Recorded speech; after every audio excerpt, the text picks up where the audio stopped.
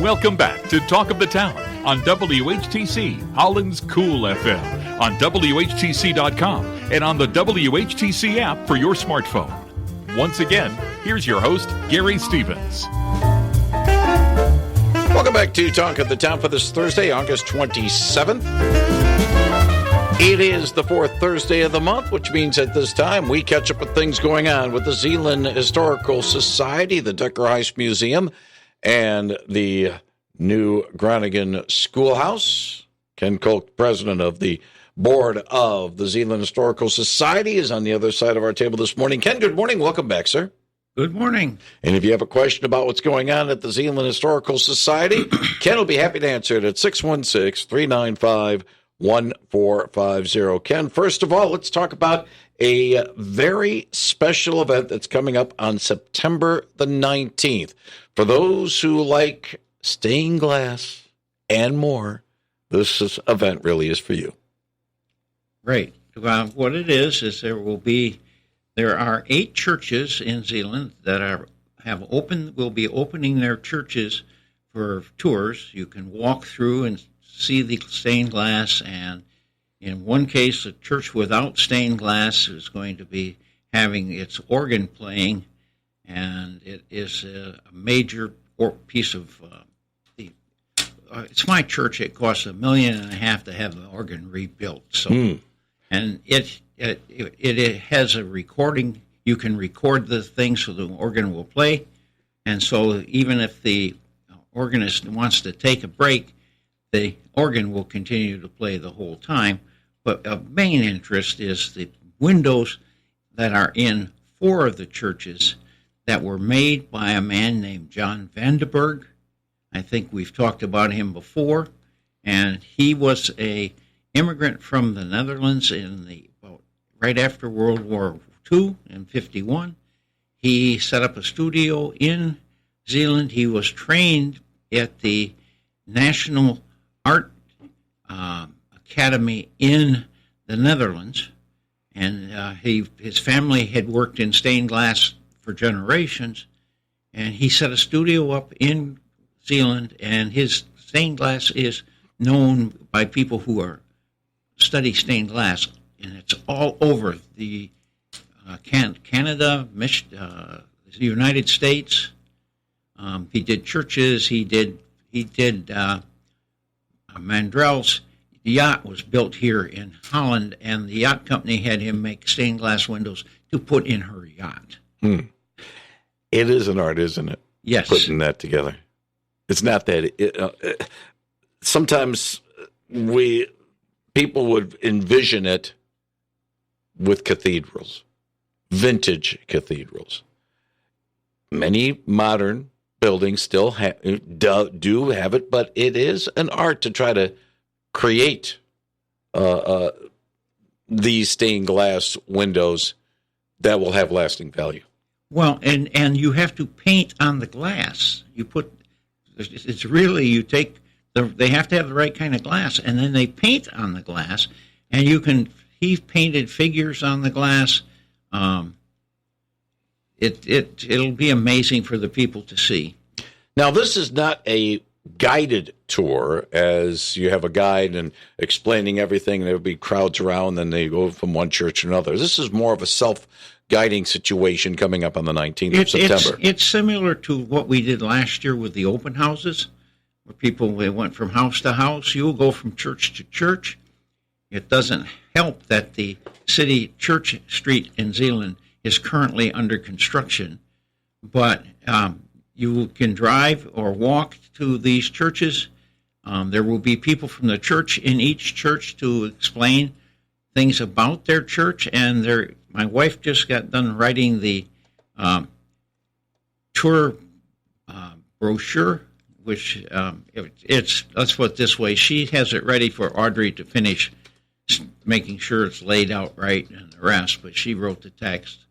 And so there are 8 churches, First Reformed, Second Reformed, Community Reformed, Faith Reformed, North Street, Third Christian Reformed, Haven Christian Reformed, and First Baptist. And the churches that have the windows in them from Vandenberg are Haven Community, First Baptist, and I'm trying to think who the other one is.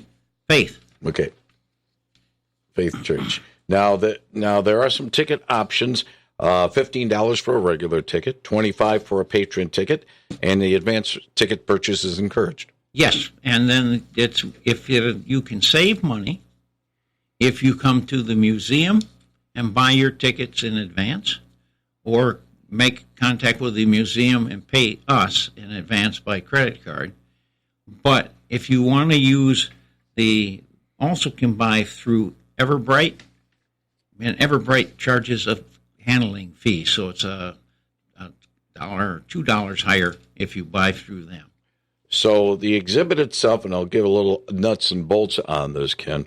Stained Glass and More, The Art of Zeeland's Churches. It's going to run on September the 19th, and if I do my math, that is a Saturday. Yes. And it'll be running from 10 a.m. until 3 p.m. Yes. And it's a case of you begin the tour at the Decker Heist Museum. Right. And you get a little briefing, a cup of coffee to get you going, and then away you go. You do your walking. Yeah, and the churches are quite excited. They're putting this. Some of them have a committee. Some of them have like Ladies' Aid Society or something.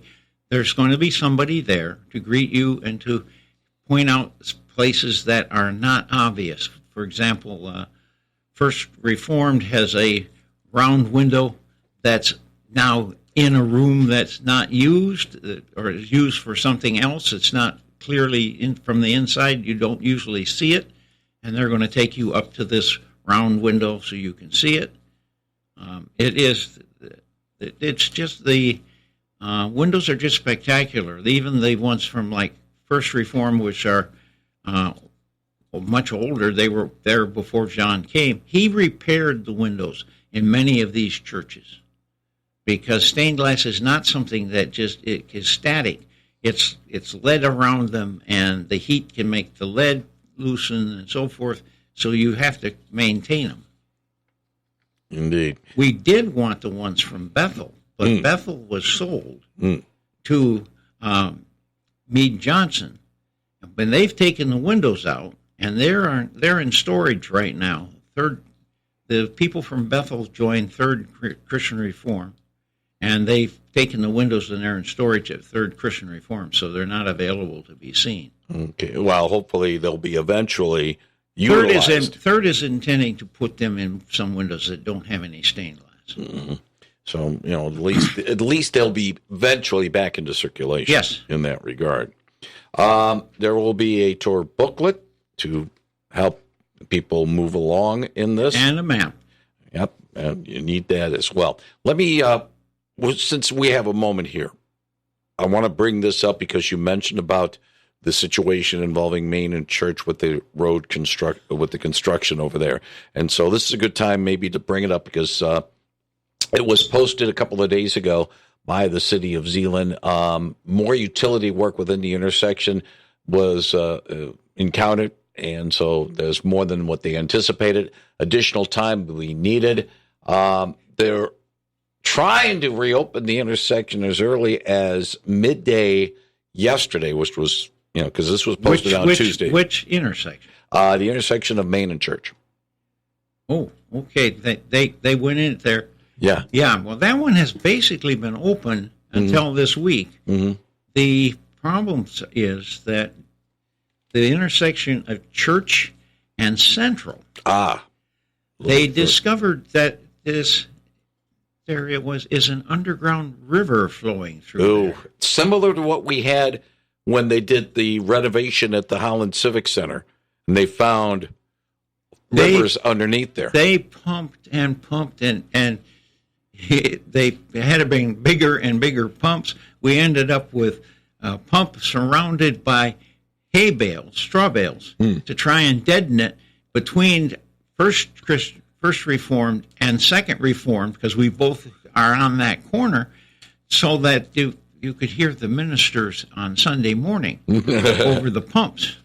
And they ended up bringing in an even more specialized pump, And they're still pumping, and you can hear the water run at Central. Well, if you're trying to get water out of a river area, well, this is not the discussion. This isn't the place for discussion because we're talking history. But yeah, then again, wait a minute. We can talk about it a little bit because, as an historian that you are, maybe you got to scratch your head. Like, didn't people know about this river before they started building? Oh yeah, they did.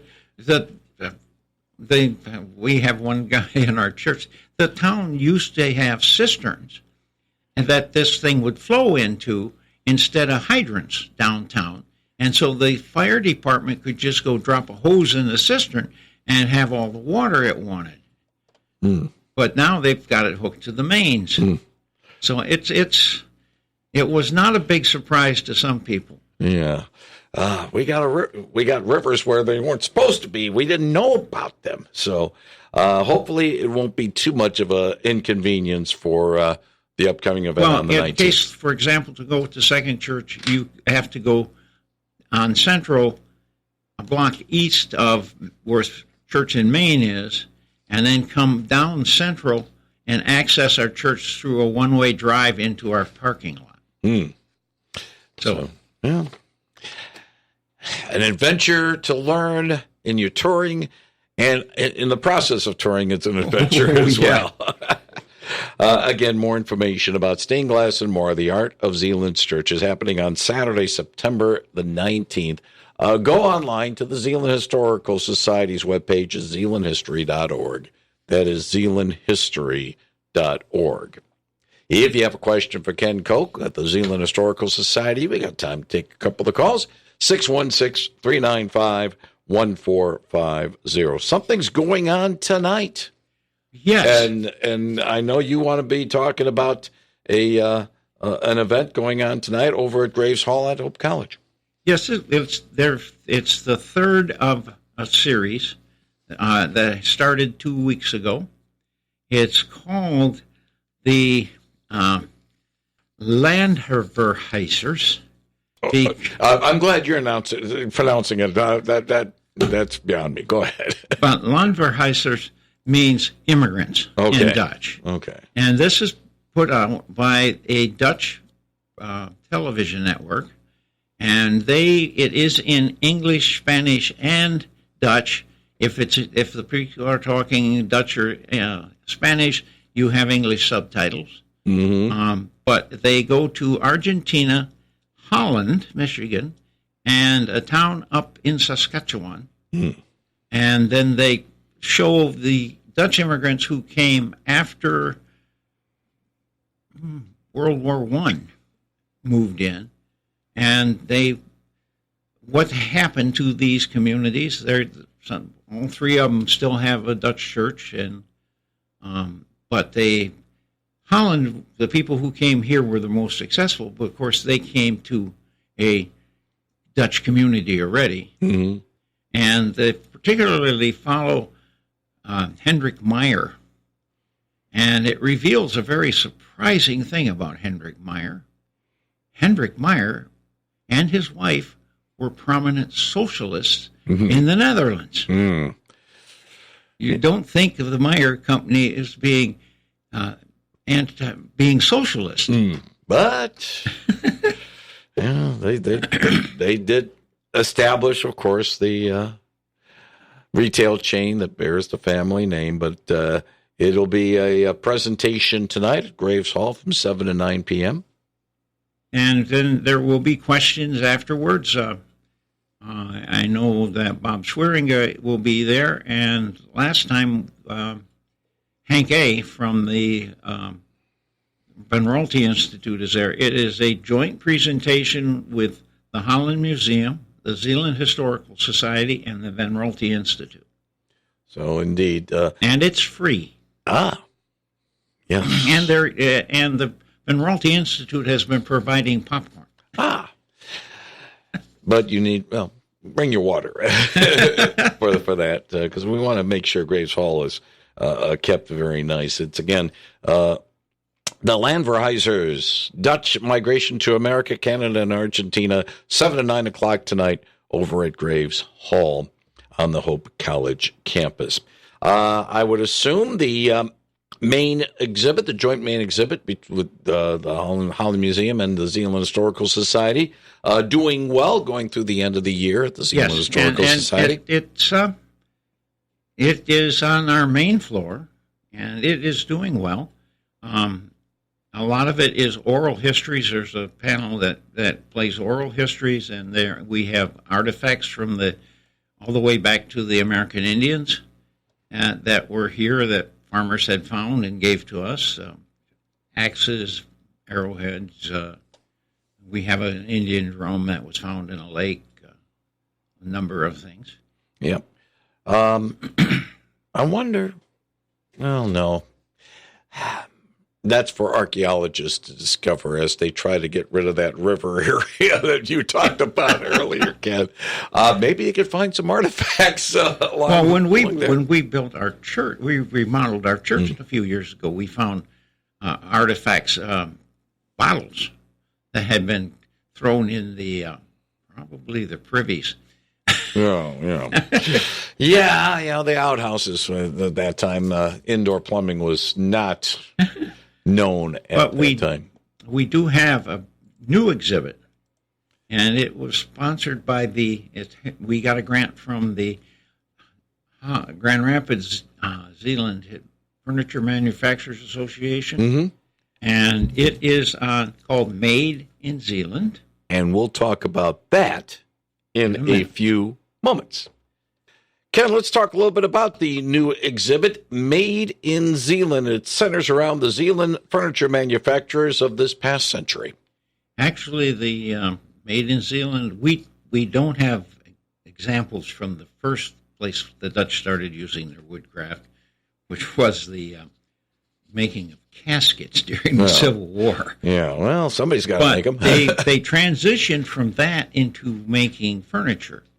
And when the immigrants first arrived in 1847, the ground was covered with hardwood trees, and these had to all be taken down if you were going to have a farm. They came to farm, but they knew how to use lumber. They were carpenters, they were woodworkers, and it didn't take long for their woodworkers to start carving and doing furniture. And we have an exhibit that goes back to I think the oldest one in the place is a Zeeland Furniture Company piece that was done right around the turn of the century, of the 18th to 19th century. It's over 100 years old. And there's a number of manufacturers, still some with us, some no longer with us, that will be spotlighted in this exhibit. Yes. Miller Knoll, of course, which is Herman Miller.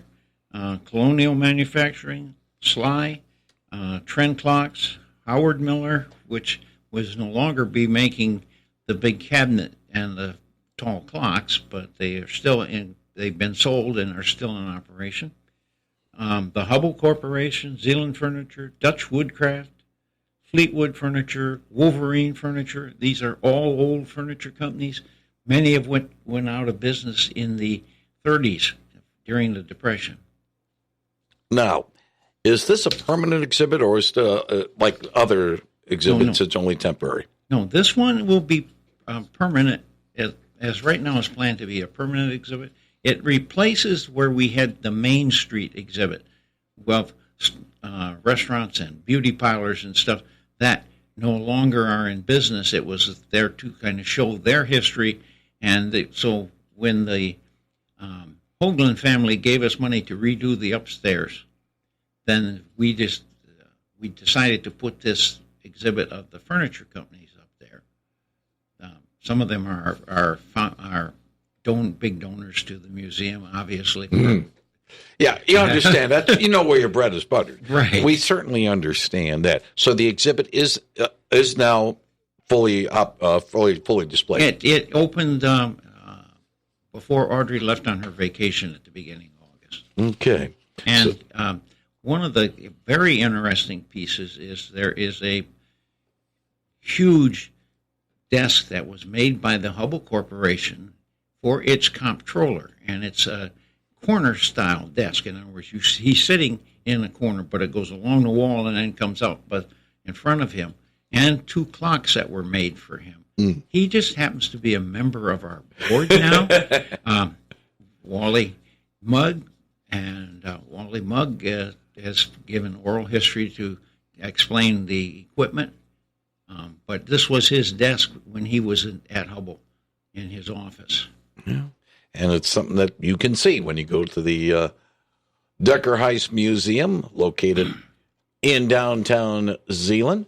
And if you wish to become a member of the Zeeland Historical Society, how can one become a member? You can go on our website again and fill out the form. And the membership is, I'm trying to remember, I believe it's 25 for one, 30 for the family. I would encourage you strongly to look at the more pricey ones. There's one, I think it's $125, and you get a membership in a thing called the National Museum Exchange, NAR, and that gives you free entry to any participating museum in the country. And one that we found it paid more than paid for our membership. One year we took our grandsons down to the Air Zoo 3 times, and each time I saved $80. But you save money on one end, and you really help a community resource on the other by being a full member of the Zeeland Historical Society. One other aspect of what the society does that really needs the community support: financial capital, yes; human capital, yes. We need volunteers. Well. But our volunteers used to be responsible for being on the front desk. But since Caitlin left, we have hired a part-time person to sit at the front desk when we're open. So volunteers are now given jobs more appropriate, fit their interests. They can be docents, they give tours, they get involved with working with the artifacts, working with the archive, this type of stuff. And if you wish to volunteer, there's a place you can do it on the webpage at zeelandhistory.org. That is zeelandhistory.org. So a lot of good things going on. Let me just recap a couple of things that we have mentioned. The Stained Glass and More, the Art of Zeeland Churches event is coming up on Saturday, September the 19th from 10 till 3 p.m. It's a tour, not a guided tour, but a walking tour of the fine churches in the Zeeland area, starting from the Decker Heist Museum and walking around the community. The current exhibit, of course, is America 250. That runs through the end of the year. The Made in Zeeland exhibit has now opened at the Decker Heist Museum, and that is available to be seen on a permanent basis. It's now part of the museum itself. And, of course, it's not a big venue, but the new Groningen Schoolhouse is available still for rental purposes, yes, for small gatherings, but it is a very nice setting. More information about all that we have just mentioned here is, again, on the webpage at zeelandhistory.org. That is zeelandhistory.org. Ken Koch of the Zeeland Historical Society, thank you very much for joining us today on Talk of the Town, telling us about all the fun things going on there. Wish you and everyone with the Society well. Look forward to chatting with you again soon. Thank you. Thank you very much, Ken Koch of the Zeeland Historical Society. And Michael Kastner, NBC News straight ahead, followed by WHTC News. Second hour of Talk of the Town will include Brian Spencer's What's New Around Holland and a conversation with Ottawa County 1st District Commissioner Jim Barry. Reminder, we have high school football tonight, season opener from Ray and Sue Smith Stadium as the Holland High Dutch entertain Godwin Heights. Coverage with Greg Chandler begins at 6:40 p.m. on WHTC, Holland's Cool FM.